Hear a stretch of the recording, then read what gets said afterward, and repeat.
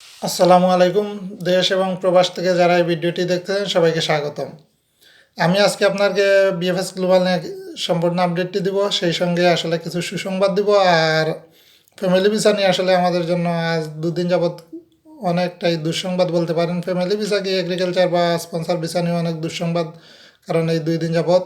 আর নলাস্তা বিষয় নিয়ে কিছু আলোচনা করব। তো ভিডিওটি শুরু করা যাক। প্রথমে আমি আপনাকে আপডেটটি দিয়ে নেই, কারণ আজকে আপডেটের দিতে গিয়ে আসলে আমার মনটা খারাপ হয়ে যাইতেছে। আপডেট দিতে চাইছিলাম না, তারপরেও দিতে হইতেছে।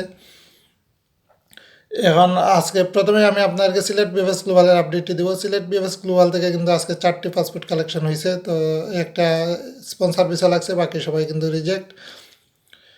আর ফ্যামিলি ভিসা কোনো ডেলিভারি দেওয়া হয় নাই। এখন আমি আপনাকে সিটাং বিএফএস গ্লোবালের আপডেটটি দিব। সিটাং থেকে এরকমই 12 থেকে 15 জনের মতো একটা কালেকশন হয়েছে।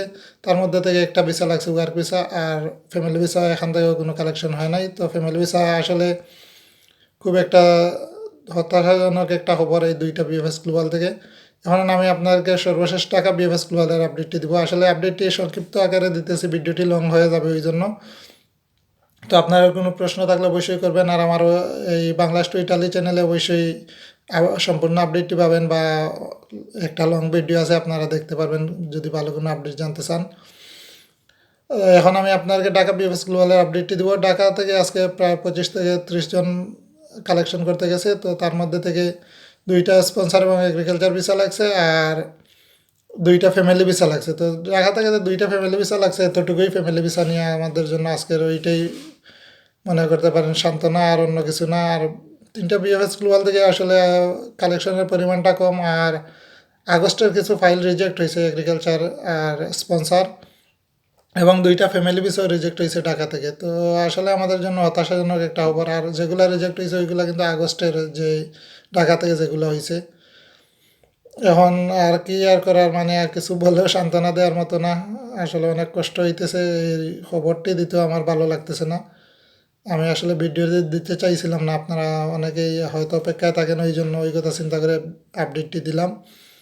আর আপনার জন্য কিছু সুসংবাদ আছে। আমাদের একজন মন্ত্রী, আমাদের সিলেট 2 আসনের মাননীয় মন্ত্রী মহোদয়, প্রবাসী কল্যাণ ও বৈদেশিক কর্মসংস্থান মন্ত্রী জনাব শফিকুর রহমান সাহেব দেখা করছেন আমাদের অ্যাম্বাসেডরের সাথে, এই ইতালিয়ান অ্যাম্বাসেডরের সাথে। তো দেখা যাক ওনার আলোচনায় আসলে এখন পর্যন্ত কোনো বক্তব্য পাইনি, কি বিষয় নিয়ে আলোচনা হয়েছে বা আলোচনার অগ্রগতি নিয়ে আসলে কোনো কিছু জানতে পারি নাই। যখনই জানবো অবশ্যই আমি আপনাদেরকে ভিডিওর মাধ্যমে জানিয়ে দেওয়ার চেষ্টা করব। আর আপনারা যদি চ্যানেলটিতে নতুন হয়ে থাকেন অবশ্যই চ্যানেলটি সাবস্ক্রাইব করে রাখবেন, আর ভিডিওটি শেয়ার করে অন্যকে দেখার সুযোগ করে দেবেন। এবং আপনাদের লাইক এবং কমেন্টস পেলে আসলে ভিডিওগুলো বানাইতে আমারও ভালো লাগে। ভাবি যে হ্যাঁ, আমার ভিডিওগুলো মানুষ চাইতেছে। তো আপনারা অবশ্যই লাইক এবং কমেন্টসের মাধ্যমে জানাবেন যে ভিডিওটি কেমন লাগতেছে। তো যদি ভিডিওটি ভালোভাবে নেন অবশ্যই আমি পরবর্তীতে ভিডিও দেওয়ার চেষ্টা করব। আর আজকে এই পর্যন্তই। আর ওই বিষয় নিয়ে যদি কোনো আপডেট পাই যে মন্ত্রী সাহেবের সাথে কি নিয়ে আলোচনা হয়েছে বা কী আশ্বাস দিছে, তো এই বক্তব্য হয়তো আগামীকাল আমরা জানতে পারবো। যদি জানতে পারি অবশ্যই আমি আপনাদেরকে ভিডিওর মাধ্যমে জানিয়ে দেওয়ার চেষ্টা করব। হয়তো আমাদের জন্য ভালো কিছু কিছু হতে যাচ্ছে। তো এই পর্যন্ত সবাই সুস্থ থাকুন, ভালো থাকুন।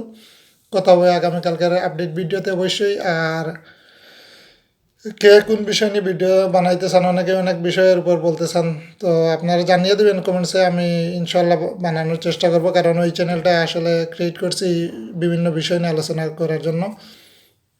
আজকে এই পর্যন্তই। সবাই সুস্থ থাকুন, ভালো থাকুন। আসসালামু আলাইকুম।